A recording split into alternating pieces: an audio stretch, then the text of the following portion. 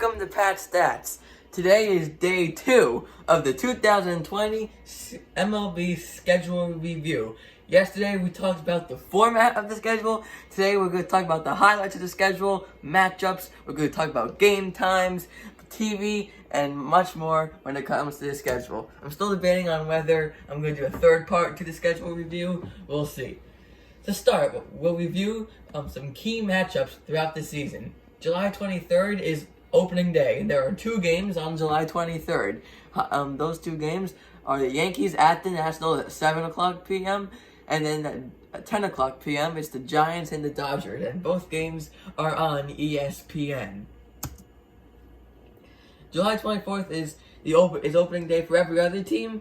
Some other good matchups include the Braves at the Mets at 4:10 p.m. and the Brewers at the Cubs at 7:10 p.m. These times are Eastern time. We have the Subway Series, August 21st to 23 at Citi Field, and then August 28th to 30th at Yankee Stadium. So back-to-back weekends of the Subway Series, which is very interesting. Yankees versus Red Sox. That rivalry will have 3 series total.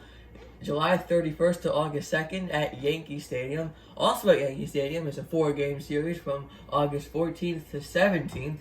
And then from September 18th to 20th, that goes back to Fenway Park. Interesting, like I said yesterday about the format, 7 games at Yankee Stadium, only 3 at Fenway Park. I'm sure Red Sox fans are not happy about that. We have Cubs versus White Sox.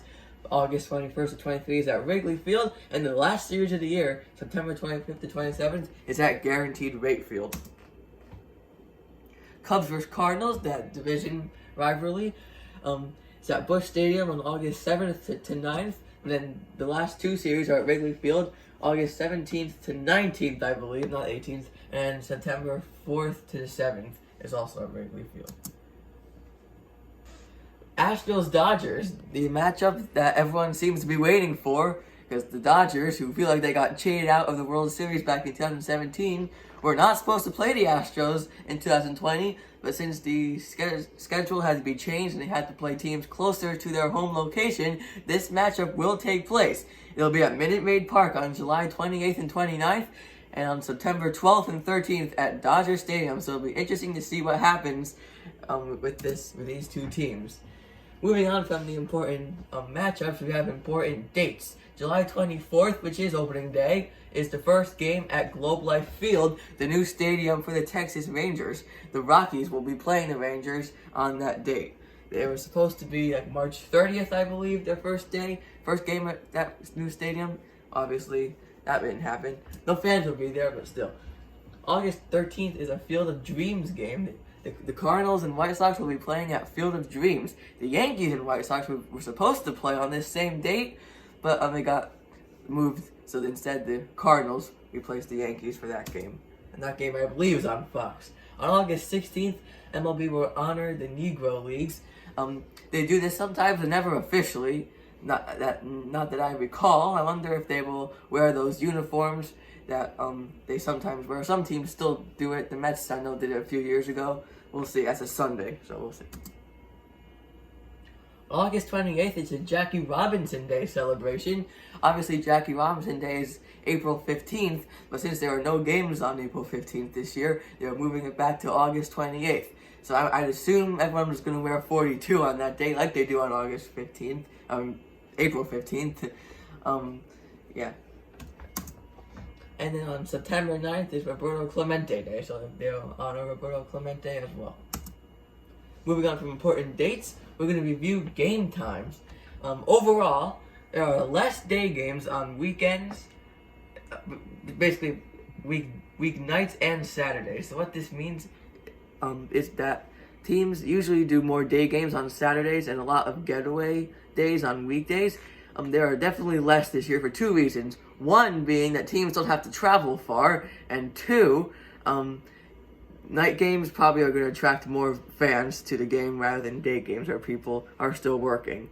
There are still going to be day games on Sundays, though, like always, unless it's a national broadcast.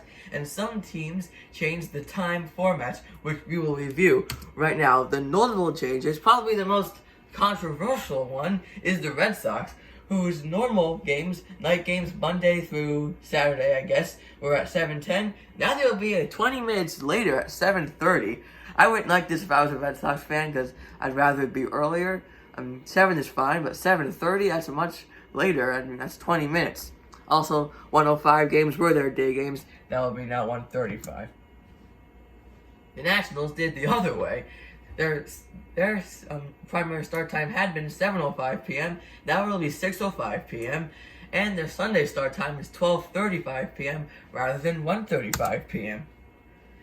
The Blue Jays will have a primary start time of 6:37 rather than 7:07 and push their Sunday start time back 2 hours from 1:07 to 3:07. And if you remember a while back why it's 07 or 37, and I'm pretty sure it's just for the TV, give them enough time for the intro. The Cubs is an interesting one. The first one isn't that weird. 7:15 rather than 7:05, slight difference, but they almost play no day games. No getaway day games throughout the entire season at Wrigley Field, and only 6 at home total. Those basically just all 5 Sundays, I believe, and 1 Saturday. The Cubs are known for their day games since they were the last team to get lights at Wrigley Field. But this year, doesn't seem like they're going to be doing that much. For the Dodgers, their primary start time will be 6:40 rather than 7:10 p.m. For the Padres, their primary start will be 6:10 rather than 7:10. And then finally, national broadcasts. On most Thursdays and Saturdays, Fox will broadcast 2 games at 7:15 p.m. Eastern Time. There's a couple Saturdays or Thursdays here and there where there will be no games. The first Saturday of the season, there's 3 Fox games rather than just 2. And for ESPN, those are most Sundays, Sunday Night Baseball at 7:08 p.m. 1 game a week, except for the first Sunday. Then I believe there's 2. And there's a couple TBD matchups in September. But other than that, all those matchups are set. So that's all for Pat Stats today. I hope we've been learning a lot about the schedule and how different it is. So thank you for watching, and we'll see you next time.